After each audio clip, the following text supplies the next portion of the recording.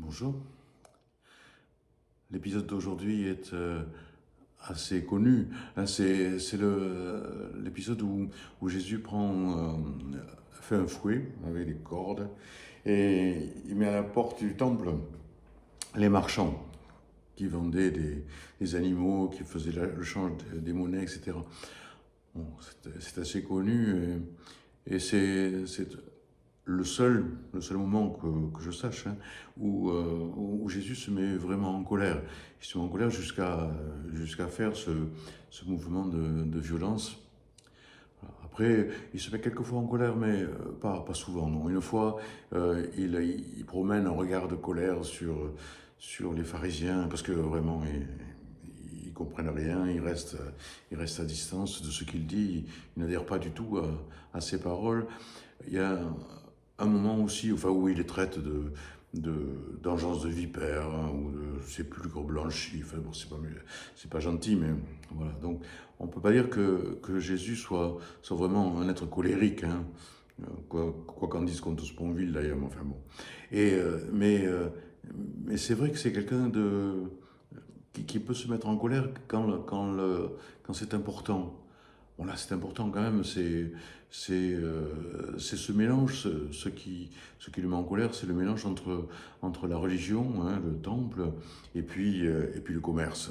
Bon, ça lui semble intolérable. Alors, la question que je me suis posée face à cet évangile, c'est et nous, qu'est-ce qui nous met en colère? Est-ce qu'il y a des choses qui nous mettent en colère ou pas? Euh, bon, je ne veux pas parler du mouvement de colère quand quelqu'un nous grille la priorité ou quand quelqu'un nous dit quelque chose de méchant et qui nous agace sur le moment, mais est-ce qu'il y a vraiment des choses qui nous mettent en colère? Avec cette idée toujours qu'il faut être tolérant, bon, il faut tout accepter, quoi. Tout le monde peut dire n'importe quoi, c'est pas important, c'est son problème, hein, il faut le respecter, il faut pas le contredire, il faut le laisser dire ce qu'il veut. Enfin, au bout d'un moment, on peut plus rien dire parce que bon, chacun a ses opinions et puis voilà, puis on reste chacun de son côté.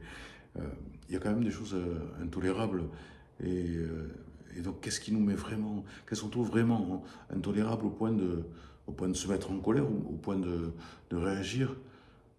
Il y a, enfin, quand même des problèmes graves dans notre monde, mais on s'habitue à force. Bon, la pauvreté, oui, c'est vrai, il y a des pauvres. Bon, mais tant pis, il y a des gens dans la rue, bon, mais tant pis. Hein, il y en a qui sont au chômage de plus en plus. Bon, mais oui, on n'y peut rien. Enfin, on arrive à tout tolérer. Ça ne nous fait plus rien, quoi. Il y a des gens qui meurent de faim. Bon, mais oui, c'est comme ça, hein. Il y a des gens qui meurent en traversant les mers ou des immigrés qui meurent comme ça pendant leur trajet ou qui ne sont pas accueillis chez nous ou ailleurs et qui sont dans des camps et voilà, il y a des sans-abri qui sont expulsés de squats. Mais bon, qu'est-ce que vous voulez? Il faut bien. Enfin, on a toujours. Enfin, on s'habitue vraiment à beaucoup de choses et on réagit plus, quoi. Bon, c'est comme ça, c'est comme ça, on n'y peut rien. Bon, on a quelques réactions par rapport au climat, mais par exemple, hein, mais de là à vraiment se mobiliser pour changer les affaires, c'est autre chose, on n'y arrive pas, quoi. Voilà.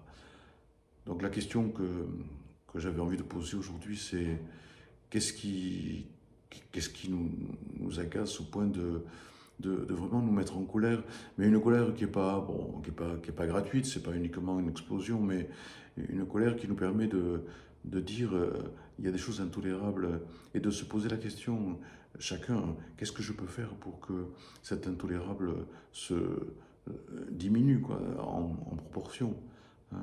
Enfin, comment faire pour que les inégalités entre riches et pauvres n'augmentent plus? Comment faire pour... voilà, enfin, c'est, on va pas bouleverser les choses, ni les uns ni les autres, mais vraiment, si chacun se posait la question, qu'est-ce que je peux faire concrètement pour que ça change? Voilà. Ça serait une bonne chose. Donc Jésus se met en colère, pas beaucoup, pas souvent. Hein.